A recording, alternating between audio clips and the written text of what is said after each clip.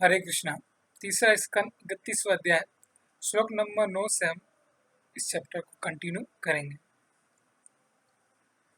इस तरह शिशु पिंजरे के पक्षी के समान बिना हिले डुले रहा होता है।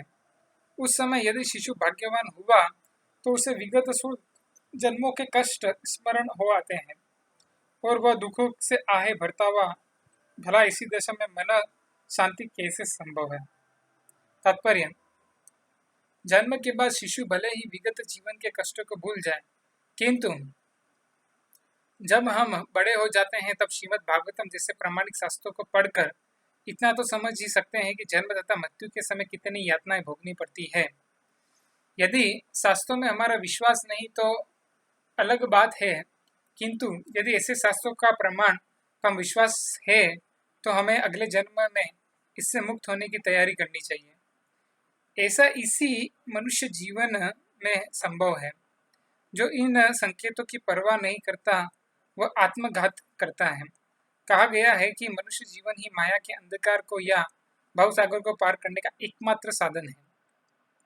हमारे पास यह मनुष्य शरीर अत्यंत सक्षम नाव के रूप में है और गुरु इसका अत्यंत दक्ष कप्तान है।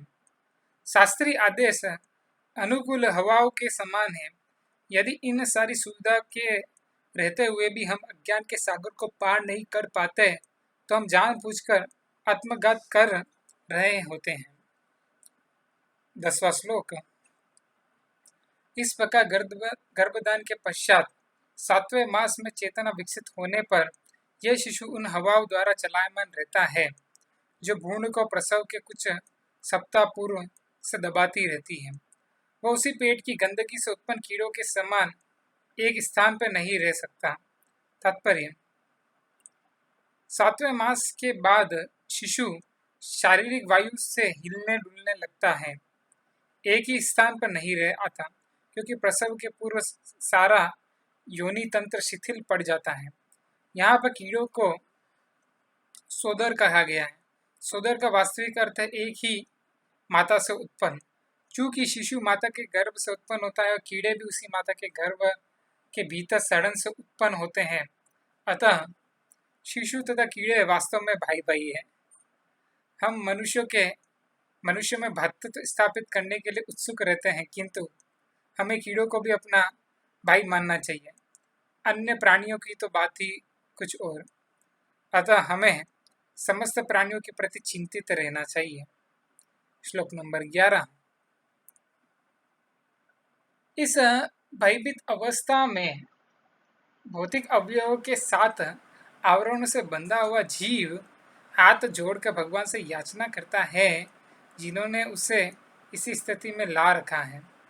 तात्पर्य: कहा गया है कि जब स्त्री को प्रसव पीड़ा से गुजरना पड़ता है तो वह प्रतिज्ञा करती है कि वह फिर से गर्भ धारण नहीं करेगी और ऐसा कष्ट फिर नहीं उठाएगी।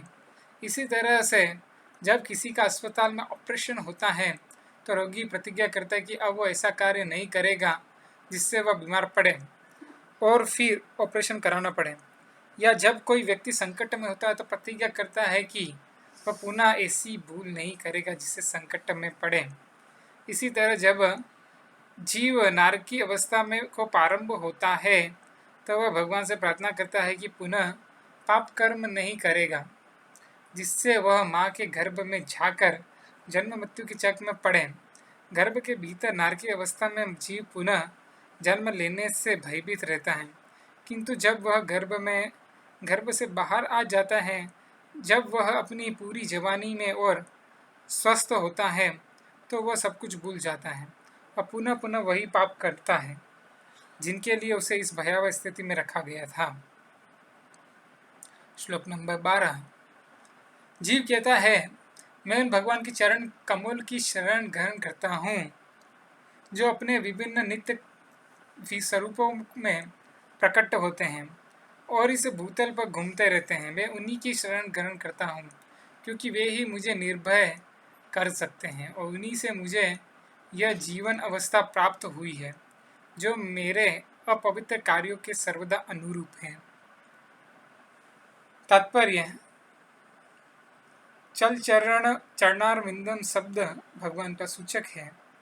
जो पृथ्वी पर चलते या भ्रमण करते हैं, उदाहरणार्थ भगवान रामचंद्र पृथ्वी पर चले और भगवान कृष्ण भी सामान्य मनुष्य की भांति घूमते फिरते थे।